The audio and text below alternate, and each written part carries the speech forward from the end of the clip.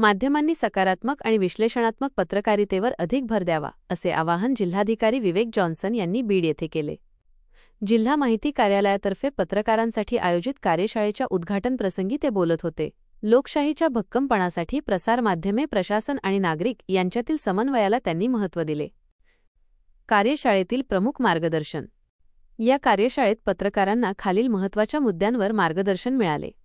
माध्यमांची लोकशाहीतील भूमिका. जिल्हाधिकारी जॉन्सन यांनी स्पष्ट केले की प्रशासन नागरिकांच्या समस्या सोडवण्यासाठी प्रयत्नशील आहे. जिल्हा स्तरावर होणाऱ्या जनता दरबारांप्रमाणेच आता तालुका स्तरावरही जनता दरबार भरवले जात आहेत. अशा परिस्थितीत माध्यमे जनमत घडवण्याचे काम प्रभावीपणे करतात. आजच्या नवमाध्यमांच्या आणि समाज माध्यमांच्या युगात जनतेपर्यंत सत्य माहिती पोहोचवण्याची जबाबदारी माध्यमांवर आहे. तसेच नागरिकांना त्यांच्या कर्तव्यांची जाणीव करून देण्याचे कामही माध्यमांनी करावे, असे आवाहन त्यांनी केले.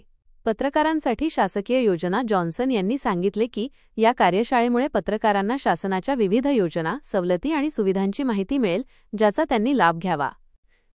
तज्ज्ञांचे विशेष मार्गदर्शन.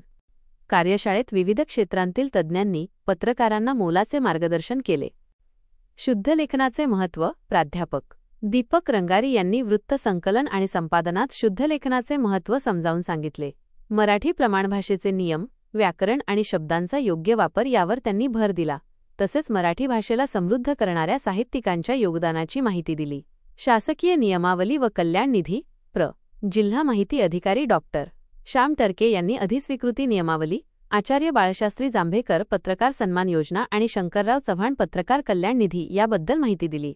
समाज माध्यमांसाठी लेखन कौशल्ये. डॉक्टर प्रभू गोरे यांनी समाज माध्यमांसाठी संक्षिप्त, थेट आणि प्रभावी लेखन कसे करावे यावर मार्गदर्शन केले.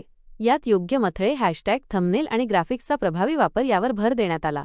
कृत्रिम बुद्धिमत्ता आणि पत्रकारिता. प्राध्यापक शिवशंकर पटवारी यांनी कृत्रिम बुद्धिमत्तेचा पत्रकारितेतील वापर आणि सद्यस्थितीत उपलब्ध असलेली सॉफ्टवेअर व ॲप्स याबद्दल सविस्तर माहिती दिली. या एकदिवसीय कार्यशाळेला शहरातील आणि जिल्ह्यातील पत्रकार मोठ्या संख्येने उपस्थित होते.